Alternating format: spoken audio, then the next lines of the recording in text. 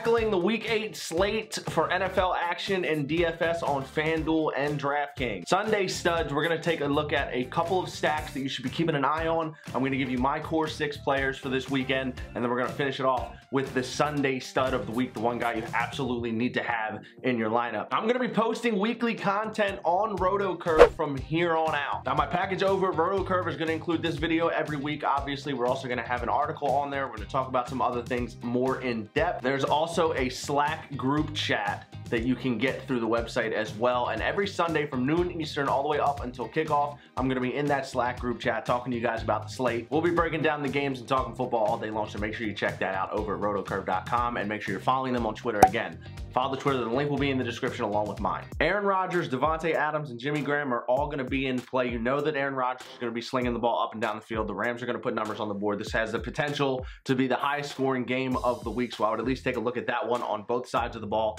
And then in Kansas City, you have the Broncos. Now, this was a one-possession game the last time these teams played, and the over-under for this game is even higher than the last time that they played before. Obviously, if you can get any of those Chiefs in your lineup, go ahead and do that. But on the Broncos side of the ball, I still really like Phillip Lindsay's price on both formats, so he's a guy you can look at. Case Keenum's a really good upside, cheap quarterback that you could pick if you decide you want to punt at that position. It seems like every week we're going back to the Tampa game, looking for points, and it has been working all season long, both sides of the ball. I think the Bengals are going to put up a good number this week at home against the Buccaneers, and I think that there's some value over on the Tampa side as well. You can run some of those receivers. But let's be a little bit more specific. We're going to jump into our core 6 now, starting it off at quarterback, Andy Dalton. I really like this matchup at home for Andy Dalton. He is the 7th ranked quarterback in terms of price on FanDuel, and I really like him at 7,800. You can also get him for 6,200 on DraftKings, where he is listed as a top 5 option. So a little bit more value on the FanDuel side, but Andy Dalton's definitely a guy you want to target this week. And leading right into our next guy, we're going to keep it on the same team, Tyler Boyd. AJ Green, obviously always a very, very popular target for the Cincinnati Bengals, but Tyler Boyd on the opposite end has been getting a lot of action this season.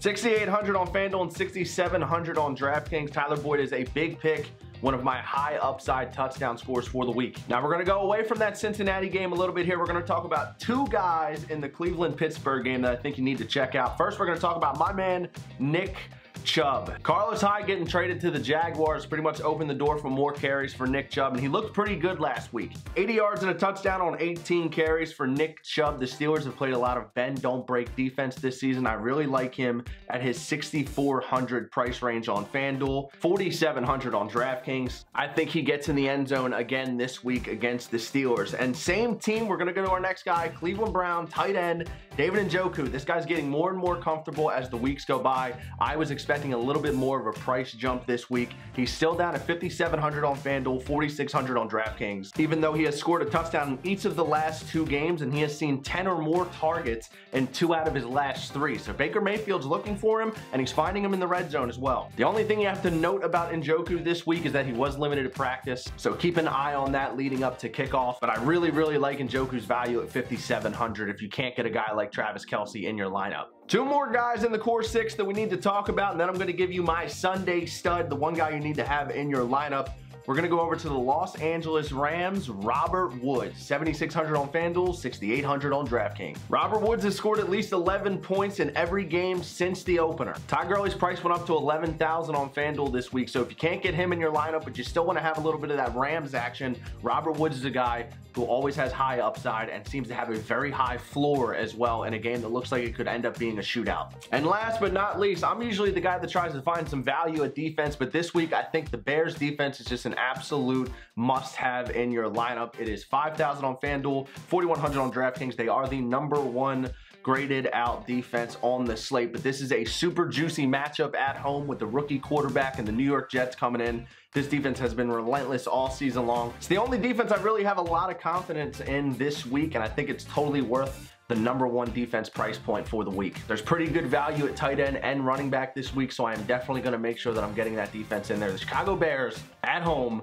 against the New York Jets. Now we're going to talk about our Sunday stud, the one guy you have to have in your lineup. He will be the first person I add on all of my lineups on every format. We're talking about Tyreek Hill, Kansas City Chiefs against the Denver Broncos. Now over on DraftKings, Tyreek Hill is the #1 priced wide receiver, so it's going to be a little bit hard to get him in your lineups over there. But on FanDuel, Tyreek Hill is the 7th priced out wide receiver. I think that is just way too low. On the FanDuel side of things, you absolutely must have Tyreek Hill in all of your lineups. Tyreek Hill had 9 catches for 54 yards, 10 fantasy points in his last matchup with the Denver Broncos, but that was on his season high 13 targets. I expect him to be heavily involved, just like the last time they played the Broncos, and I see him having one of those big plays where he gets in the end zone and scores at least 20 FanDuel points. Get him in your lineups at 7,800, and if you want to pay up for him on Draftkings, I would not be mad at you for it. So there's the Week 8 Shelfy Sunday studs. Make sure you check out rotocurve.com.